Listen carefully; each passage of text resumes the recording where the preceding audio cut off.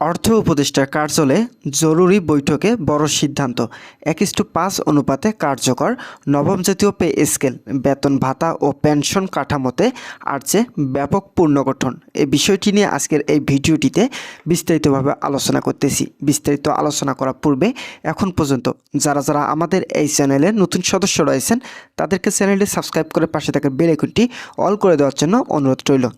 অর্থ উপদেষ্টার কার্যালয়ে অনুষ্ঠিত এই জরুরি বৈঠককে কেন্দ্র করে সরকারি প্রশাসনে শুরু হয়েছে নতুন করে আলোচনা ও প্রত্যাশা।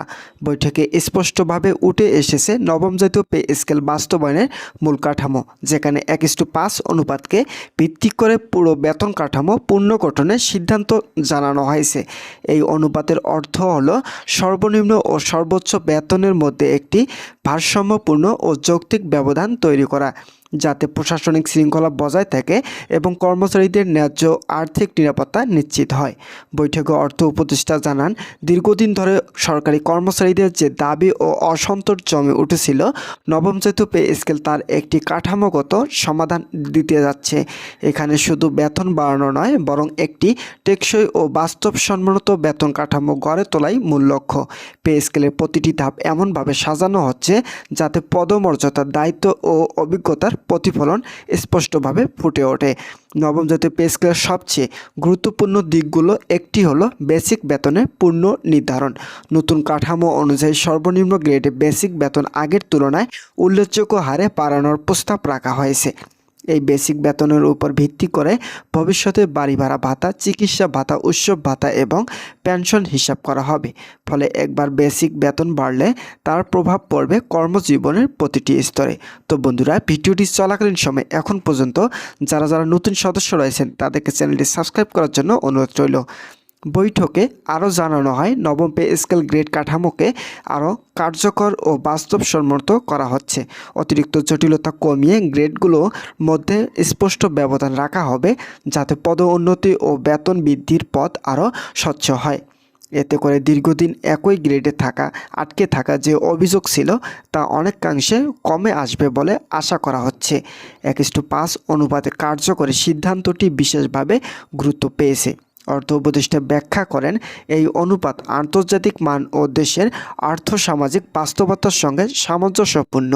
এতে করে উচ্চপদস্থ ও নিম্নপদস্থ কর্মচারীদের মধ্যে বৈষম্য কমবে, আবারও এই একই সঙ্গে প্রশাসনিক কাঠামো ভারসাম্য বজায় থাকবে।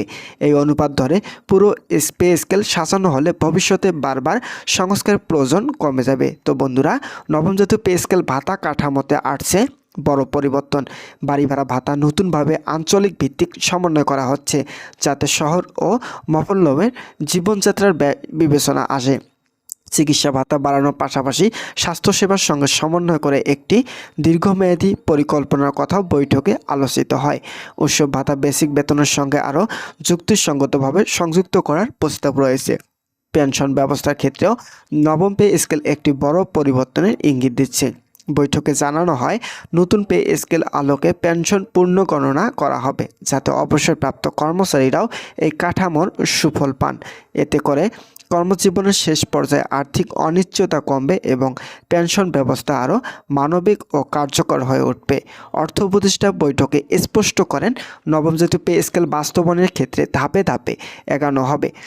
হঠাৎ করে অতিরিক্ত চাপ সৃষ্টি না করে অর্থনৈতিক সক্ষমতার সঙ্গে সামঞ্জস্য রেখে সিদ্ধান্তগুলো কার্যকর করা হবে। তবে এই প্রক্রিয়ায় সরকারি কর্মচারীদের ন্যায্য অধিকার ও জীবনমান উন্নয়নকে সর্বোচ্চ গুরুত্ব দেওয়া হবে। তো বন্ধুরা, এই বৈঠকে প্রশাসনিক সংস্কারের বিষয়টিও গুরুত্ব পায়। শুধু বেতন বাড়লে কাঙ্ক্ষিত ফল পাওয়া যায় না, এই বাস্তবতা তুলে ধরে অর্থ উপদেষ্টা বলেন, নবম পে স্কেলের সঙ্গে সঙ্গে কাজের দক্ষতা, জবাবদিহিতা ও সেবার মান উন্নয়নের বিষয়গুলো সামনে আনতে হবে। বেতন কাঠামো এমন হতে হবে যা কর্মচারীদের আরও দায়িত্বশীল ও কর্মমুখী করে তোলে। নবম জাতীয় পে স্কেল তরুণ কর্মচারীদের জন্য বিশেষভাবে ইতিবাচক বার্তা রয়েছে। নতুনভাবে নিয়োগপ্রাপ্তদের বেসিক বেতন ও ইনক্রিমেন্টের কাঠামো এমনভাবে সাজানো হচ্ছে যাতে তারা শুরু থেকেই এটিকে সম্মানজনক জীবনযাত্রার সুযোগ পান। এতে করে মেধাবী সরকারি চাকরির প্রতি আরও আগ্রহী হবে বলে আশা করা হচ্ছে। তো বন্ধুরা, বৈঠকে আরও জানানো হয় নারী কর্মচারীদের বিষয়টি গুরুত্বের সঙ্গে বিবেচনা করা হচ্ছে।